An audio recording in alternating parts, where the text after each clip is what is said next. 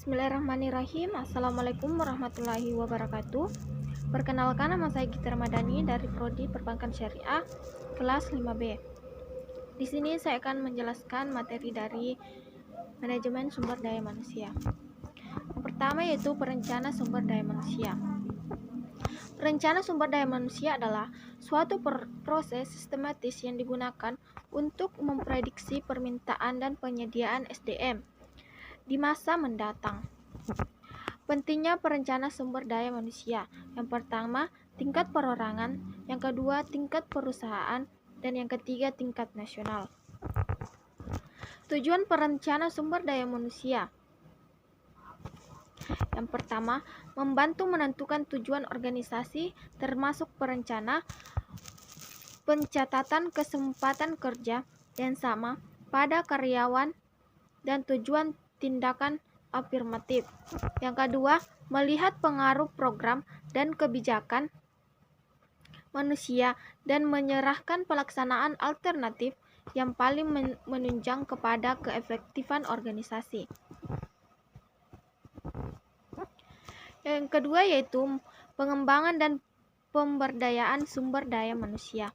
Pengembangan adalah sebuah aktivitas yang dilakukan oleh suatu perusahaan atau organisasi dalam bentuk tertentu untuk meningkatkan keterampilan dan keahlian sumber daya manusianya dalam entitas organisasi tersebut dan pada akhirnya meningkatkan produktivitas organisasi secara menyeluruh. Tujuan pengembangan: meningkatkan produktivitas kerja, meningkatkan efisien, mengurangi kerusakan, menghindari atau mengurangi kecelakaan, meningkatkan pelayanan konsumen, memperbaiki dan meningkatkan moral karyawan, meningkatkan karir, meningkatkan secara berpikir secara konseptual, meningkatkan kepemimpinan, meningkatkan prestasi yang pada akhirnya berdampak pada peningkatan balas jasa atau gaji. Metode penggunaan SDM yaitu pelatihan atau training magang, pendidikan rotasi kerja, studi banding, uji kompetensi, coaching, dan outbound.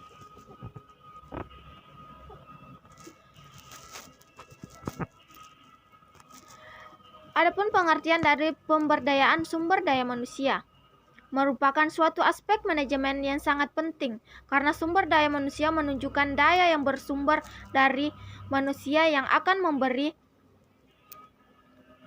daya terhadap sumber-sumber lainnya dalam suatu manajemen untuk mencapai tujuan yang telah ditetapkan.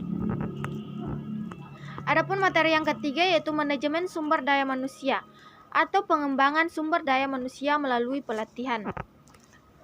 Adapun pengertiannya itu pengembangan sumber daya manusia adalah proses untuk meningkatkan kemampuan sumber daya manusia dalam membantu pencapaian tujuan organisasi. Adapun pengertian dari pelatihan adalah suatu proses memperbaiki keterampilan kerja karyawan untuk membantu mencapai tujuan perusahaan. Pelatihan merupakan tanggung jawab manajer untuk mengembangkan karyawan dalam sebuah perusahaan. Adapun materi yang selanjutnya itu manajemen karir. Adapun pengertiannya, manajemen karir adalah proses untuk membuat karyawan dapat memahami dan mengembangkan dengan lebih baik keahlian dan minat karir mereka dan untuk memanfaatkan keahlian dan minat ini dengan cara yang paling efektif. Pengembangan karir individual, kinerja pekerjaan, kegiatan yang diketahui umum, jaringan kerja, pengunduran diri, kesetiaan pada perusahaan, mentor dan sponsor bawaan sebagai kunci sukses kesempatan berkembang. Materi selanjutnya itu promosi dan pengembangan karir. Promosi adalah bagian dari proses strategi pemasaran sebagai cara untuk berkomunikasi dengan pasar dengan menggunakan komposisi bauran promosi atau promotion mix. Adapun pengertian dari pengembangan karir adalah meningkatkan pribadi yang dilakukan seseorang untuk mencapai suatu rencana karir dan peningkatan oleh Departemen Personalia untuk mencapai suatu rencana kerja sesuai dengan jalur atau jenjang organisasi. Materi selanjutnya yaitu penilaian prestasi kerja. Merupakan sebuah proses formal untuk melakukan peninjauan ulang dan evaluasi prestasi kerja seseorang secara periodik.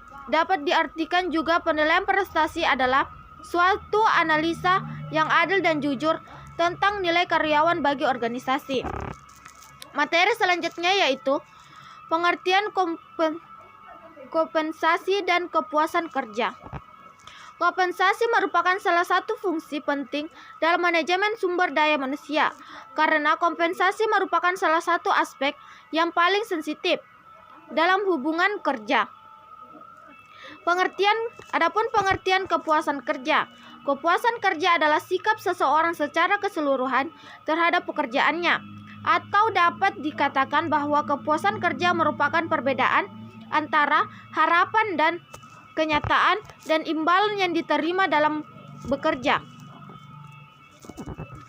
Materi yang terakhir yaitu motivasi.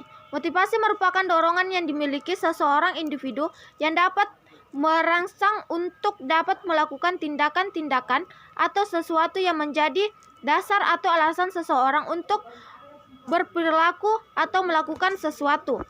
Adapun konsep motivasi yaitu model tradisional, model hubungan manusia, model sumber daya manusia. Adapun jenis-jenis motivasi yaitu motivasi intrinsik dan motivasi ekstrinsik. Sekian penjelasan dari saya. Wassalamualaikum warahmatullahi wabarakatuh.